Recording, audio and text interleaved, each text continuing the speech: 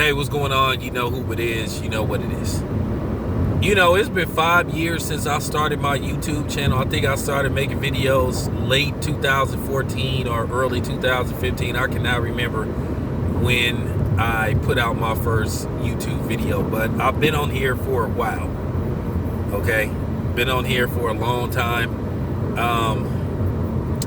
But keep in mind, I had saw this before anybody else did. I caught a lot of flack from not only, black channels, but white channels.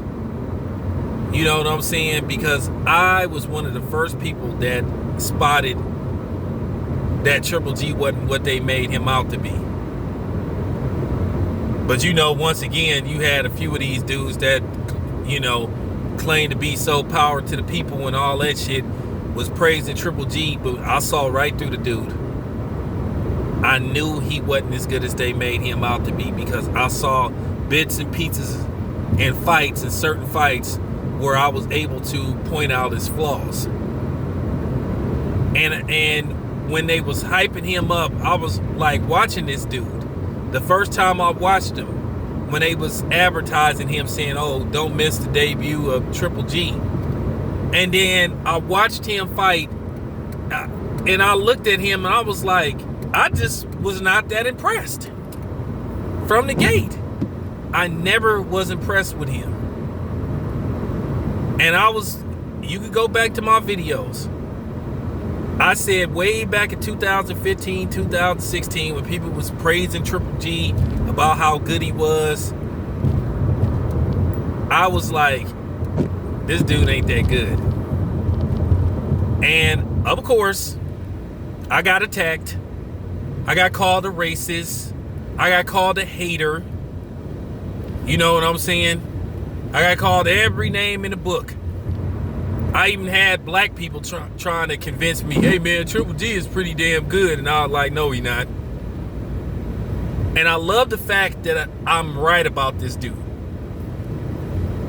I said 2 years ago, well, actually 3 years ago, I said as soon as 160 started to get competitive, when guys started coming from 154 to 160, that Triple G wasn't going to fight them dudes. When he kept saying, oh, nobody don't want to fight me. I want to fight everybody.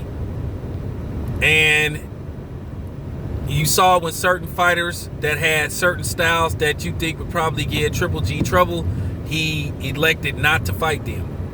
Then the man in his HBO debut says, oh, he'll go up to 168 to fight Andre Ward. And then when Andre Ward makes him an offer, he refuses to fight Andre Ward. And the funny part about it was, you had some of these black Triple G nut huggers attacking me, sneak dissing me, and all that type of shit. But it's cool. It's cool. Because you know why? I love being vindicated. Because I told people about this dude. I told people this dude wasn't that good. And now you seeing it right before your eyes based off his opponent selection. So now here we have Triple G about to return in March to fight once again another Foot Locker worker, another Uber driver, another bus driver, another gas station attendant.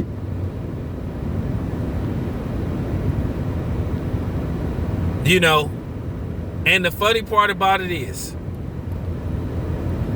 like I said before, it's amazing when I criticize the brothers, it's all good.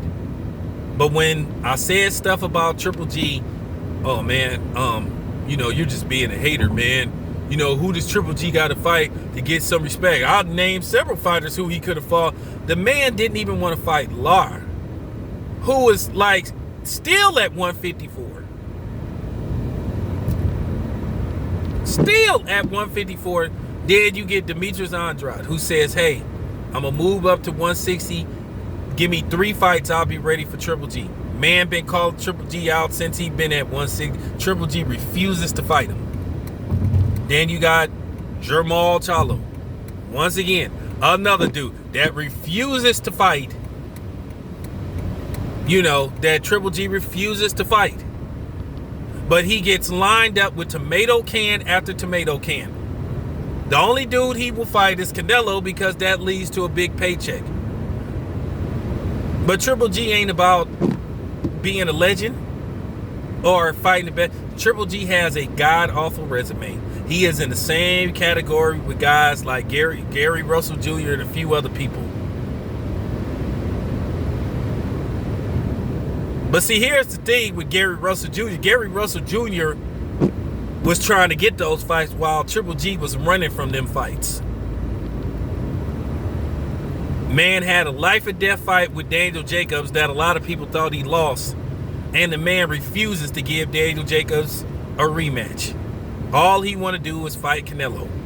So pretty much what's going to happen is he's going to fight this dude in March, knock him out, and then more than likely he'll get a third fight with Canelo, in which he'll probably lose to Canelo again.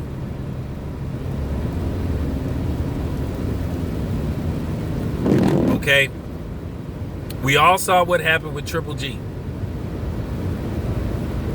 He had a fight with Derevyanchenko, which many people with common sense thought he flat out lost that fight. He flat out got beat by Derevyanchenko. He got outboxed. And he got a gift decision.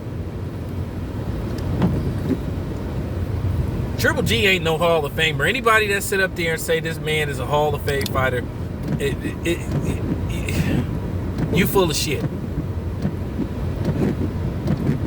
I just cannot believe this man get the passes that he get. But then every time I look around,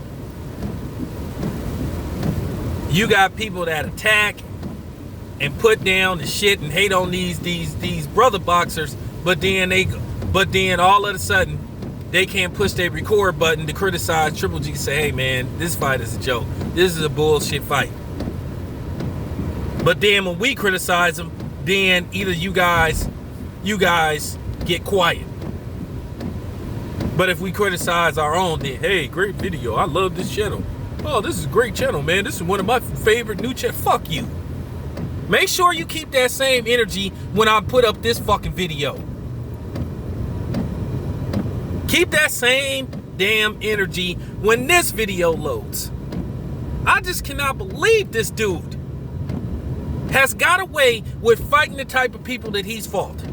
But then again, it's never been no pressure on him to fight the best guys out there. But at the end of the day, I will say this. I will finally put the Mexicans in the same category with the brothers, something I usually don't do. But a lot of times they do want the Mexican and the black fighters to fight the best guys out there. But this motherfucker Triple G don't have to fight nobody. He can fight Uber driver after Uber driver and get credit for it. And don't nobody say shit. Mainstream media give him a pass.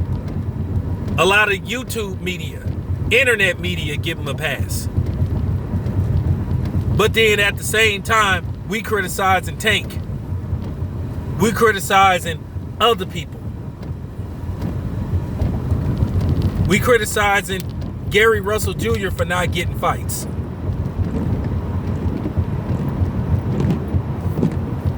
Okay? And a lot of this ain't even Gary Russell Jr.'s fault. We all know whose fault it is, but we ain't gonna go into that. Because like I said, Gary Russell Jr. been trying to fight everybody. He tried to fight Abner Mares. Abner Mares didn't want it. Leo Santa Cruz didn't want it. Apparently Tank don't want it. So, what is this man supposed to do? He's been trying to get those fights. Lomachenko won't give him a rematch. They asked Lomachenko about a Gary Russell Jr. rematch. He was like, we moved on from that. So, you know, it is what it is. And I think it's a shame. Triple G is not a Hall of Fame fighter. He shouldn't be in the Hall of Fame when his career is over. And when his career is over, you got to look at this dude's resume and be like, nah, he's not a Hall of Famer. Because I'm going to tell you something, real talk. If you look at Joe Kazagi's resume, even though he finished undefeated, he didn't lose a fight. I think the fights with Bernard Hopkins and Roy Jones Jr., even though the Bernard Hopkins fight could have went either way, I had Bernard Hopkins winning that fight just off the fact he dropped Joe Kazagi. I thought that was the difference in the fight. I had Bernard Hopkins winning by a point.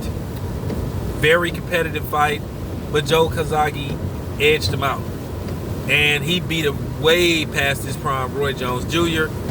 And then he beat the hell out of, he beat Kessler. And he beat the hell out of Jeff Lacey. He beat the hell out of Jeff Lacey. I mean, he put blenders on Jeff Lacey. But I think those 4 fights is what got him in the Hall of Fame. Because if you look at Joe Kazagi's resume, he do not have the most impressive resume. But Triple G, his resume is horrible. And he should not get into the Hall of Fame. Real talk. Let me know what you guys think. This your boy Town Biz. I'm out.